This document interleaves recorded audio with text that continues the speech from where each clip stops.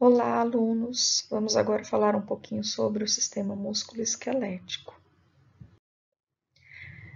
Volto a convidá-los a participar do simpósio de produção científica do curso de enfermagem, que vai acontecer no dia 23 de junho de 2020, às 19 horas. E os interessados entrem em contato comigo, que eu estarei enviando o link de acesso. Então, quais os objetivos nós vamos ter aqui nessa aula? Conhecer sobre mobilização, fraturas, defeitos congênitos e infecção do sistema músculo-esquelético. Conhecer como o enfermeiro está inserido na assistência a crianças e adolescentes com problema no sistema músculo-esquelético, traçando o que? O seu plano assistencial de enfermagem. Então, foram utilizados essas bibliografias aqui, tá? E vamos entender um pouquinho então. A imobilização, ela ocorre de uma necessidade de repousar um membro, ou seja, eu preciso fazer com que aquele membro ele não se movimente, tá? E quando a gente fala de criança, quando a gente fala de adolescente, isso se torna algo assim ainda mais difícil, porque a criança ela só fica quieta quando ela está doente. E no caso da imobilização, ela não está doente, ela está tendo uma necessidade de que algo, apenas algo, fique parado. Então, esse é um grande desafio que nós vamos ter enquanto enfermeiros para trabalhar essa imobilização, no caso da hospitalização, de essa criança ir para casa com a mãe, a gente conseguir orientar essa família. Então, entendendo um pouquinho, essa imobilização, ela gera alguns efeitos fisiológicos e psicológicos. Por que efeitos fisiológicos, gente? Porque eu vou ter, muitas vezes, comprometimento no meu trato muscular, ou seja, eu vou ficar com um membro que ele não vai ter sua mobilidade, eu vou ter o quê? Aquela musculatura, ela vai ficar mais atrofiada, na parte esquelética também, em decorrência de fraturas, a parte do metabolismo, porque se eu tenho uma criança que fica acamada por conta de uma fratura de quadril, maior por conta de uma fratura de fêmur que necessita ficar na tração, essa criança ela vai ter o quê? Essa parte do metabolismo também, o cardiovascular, que nós vamos ter aceleração dos batimentos cardíacos, nós vamos ter o comprometimento respiratório, dificuldades respiratórias também, dependendo do que for, se a gente tiver uma fratura de costela, o gasto intestinal, principalmente se a criança ficar acamada, porque a motilidade intestinal ela vai ser prejudicada, do trato urinário também, porque muitas crianças quando ficam hospitalizadas, elas não conseguem, se ela estiver acamada, elas não conseguem ter diurese num papagaio, numa comadre. E a parte tegumentária, essa pele também, se ela ficar mobilizada ali com uma faixa, com um gesso, nós não vamos ter a condição de estar hidratando, de estar fazendo a limpeza, a lavagem, o banho certinho dessa pele. E quando nós falamos nos fatores psicológicos, é importante lembrar que a gente vai estar interrompendo a rotina de vida dessa criança. Se ela é uma criança ou até mesmo um adolescente, ele deixa de estar fazendo as suas atividades diárias, ela entra em estado de desespero, ela fica muito insatisfeita, ela não vai para a escola, ela não vai para a natação, não vai para o futebol, ela não consegue correr no quintal, dentro de casa. Então, isso tudo vai estar afetando muito essa criança.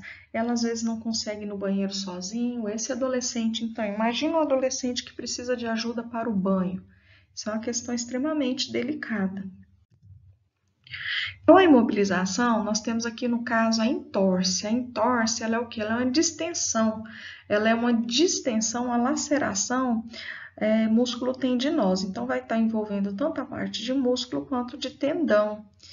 E nós precisamos para ela repouso, gelo, compreensão e elevação.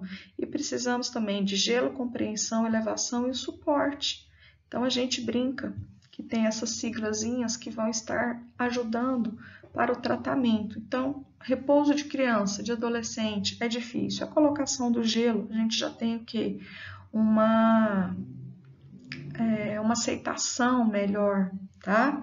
Elevação, dependendo se for um membro inferior, porque os membros inferiores, para ficarem imobilizados, eles precisam estar elevados para proporcionar um melhor retorno da circulação, retorno venoso.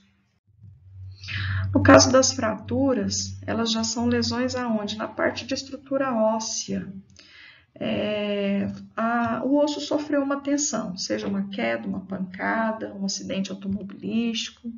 Essa criança sofreu a tensão e, com isso, esse osso ele pode ter se rompido ou não. Eu trago aqui essa figura ilustrativa de alguns tipos de fraturas. O que é que nós temos aqui? Olha só, essa aqui parece um galho verde.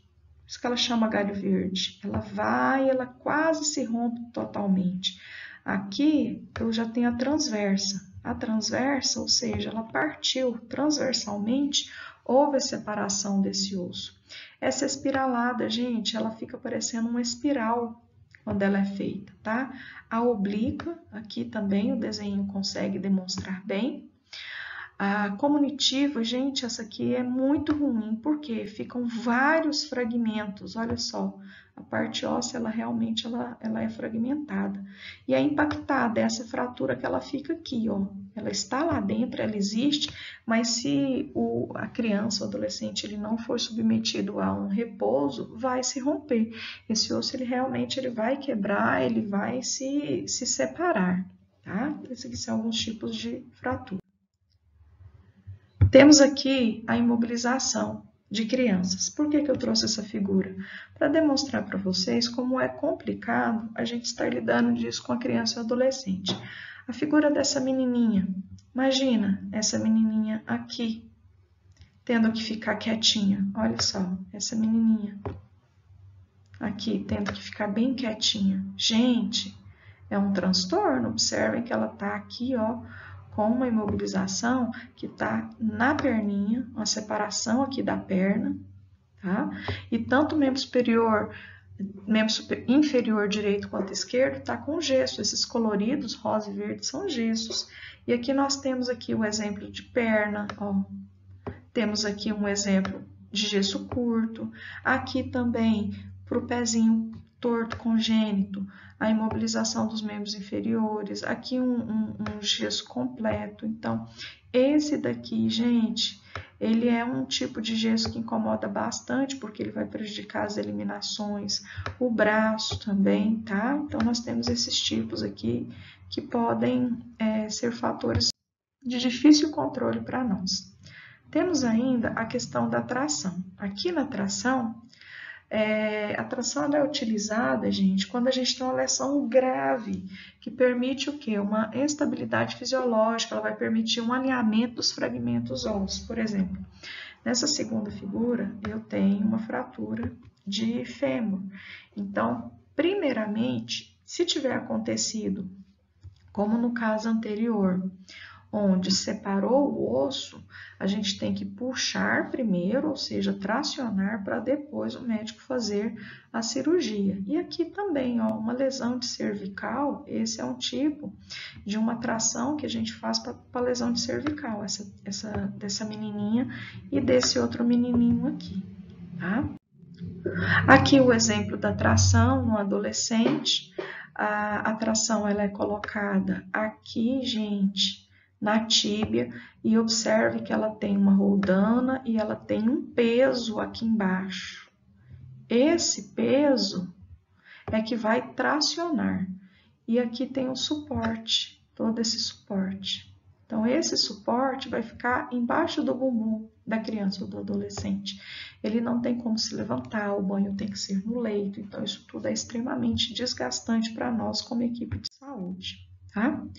Temos também os defeitos congênitos, a displasia de quadril, pé torto congênito e a osteogênese imperfeita. Então, na questão da displasia de quadril, quando o bebê nasce, é importante que a gente faça, durante a consulta de enfermagem, o exame da avaliação do quadril, a manobra de Ortolani. Porque se essa manobra de Ortolani der positiva, quer dizer que tem alguma malformação e esse bebê já pode iniciar um tratamento para displasia de quadril. Mesma coisa do pé pé torto congênito. Esse pé torto congênito, ele é cirúrgico, não cirúrgico, tem que aguardar a criança crescer, não tem. É muito importante a gente observar, gente, tanto na displasia de quadril quanto no pé torto congênito, que pode trazer traumas psicológicos para essa criança. Criança que cresce com o pé torto congênito, ele vai sofrer bullying na escola, ele vai ter dificuldade para algumas atividades físicas, e a displasia do quadril, dificuldade para deambulação, para práticas de esportes também, a própria avaliação corporal, gente, a própria imagem corporal também pode ficar prejudicada. Então, quando identificado precocemente, o tratamento ele já é mais rápido. Agora, nós temos a osteogênese imperfeita, que ela é uma patologia, a criança já nasce, é uma malformação congênita mesmo. No caso aqui da displasia de quadril, tem um exemplo daqui. Aqui eu tenho um quadril normal, observa, bem ajustadinho, tá? A parte aqui do acetábulo entra aqui, ó. A cabeça do fêmur, ele entra no acetábulo. Agora, quando eu tenho a displasia de quadril, olha só, aqui, ó, ela já não casa certinho. E quando eu tenho a subluxação, observa, gente, como isso aqui está totalmente irregular. E a luxação? A luxação saiu totalmente fora, olha só, totalmente fora. Ou seja, a cabeça do fêmur não entra aqui no acetábulo. Ela deveria estar aqui e ela não está, certo? Exemplos de pezinho torto congênito. Olha só, a gente tem os pezinhos que esses aqui, esse aqui é muito. Olha só, como esse aqui é muito. Os tratamentos, tá? Hoje em dia já não usa tanto essas botinhas, mas observa, gente, esses pezinhos. Olha esse aqui, ó. A deambulação vai ficar extremamente prejudicada. E aí vocês podem pensar, por que não fazer logo a cirurgia? A cirurgia vai envolver parte óssea, parte muscular, parte venosa, parte arterial, parte de tendão. Então, não é uma cirurgia simples, gente. Simplesmente ir lá abrir, tem que ver como que vai ficar essa mobilidade. Então, é importante que o cirurgião ele avalie e veja se é um tratamento que pode ser iniciado com a botinha, se é um tratamento cirúrgico, qual a idade melhor para iniciar esse tratamento, tá? E no caso da osteogênese imperfeita, gente, infelizmente é uma patologia que existe, a gente pensa que ela está longe de nós. Não, aqui em Anápolis existe casos de criança com osteogênese imperfeita. Eu já tive grupo de estágio, que nós fomos para a prática hospitalar, entramos dentro da UTI e tinha lá um caso de criança em UTI com osteogênese imperfeita, tá? Então, o que vai acontecer? Esse pré-colágeno anormal, ele compromete o tecido conjuntivo e vai caracterizar o defeito ósseo. Eu não tenho um pré-colágeno, eu tenho que identificar como que vai ser o apoio a essa família, fisioterapia, pós, exercícios em água, então isso tudo a gente vai observar. Quanto à classificação, isso aqui vocês conheçam, não vai estar entrando diretamente na avaliação de vocês. Essa parte da osteogênese eu quero que vocês conheçam, porque nós temos 8 tipos, leve, letal, grave, moderada e grave, moderada, tipo 8, tipo 7 e a grave letal. Então, em cada uma nós temos aspectos clínicos típicos. Por exemplo, na tipo 1 leve, altura normal, baixa estatura, a esclera da criança é azulada e sem alterações dentárias. Já se eu for ver o tipo 4 moderado, eu vou ter uma baixa estatura, eu vou ter uma escoliose leve, tá? Escoliose já é um problema no quadril, na coluna, tá? Leve é moderada, esclera branca ou acinzentada, gente. Então, é muito importante que a gente observe o que está acontecendo com essa criança. Temos ainda as infecções ósseas e articulares, que nós temos a osteomielite e a artrite séptica. Então, a osteomielite, gente, ela acontece no sistema ósseo. Ela é mais comum na idade de 5 a 14 anos. Então, é um processo infeccioso que acontece a nível de estrutura óssea, dentro do osso. Então, nós temos a osteomielite exógena, que ela vem acontecer o quê? Por meio de uma ferida, por meio de uma lesão. Às vezes fala assim, nossa, mas a criança estava tão bem, de repente desenvolveu uma osteomielite. Mas às vezes ela tinha um machucadinho na perna, brincando, se cortou, e por ali pode entrar um agente infeccioso e atingir o osso dessa criança. Tá? O mais comum é por isso. A via hematológica, ela já é o que? É disseminada, o processo infeccioso, o agente infeccioso, ele vai por meio do que? Do sangue.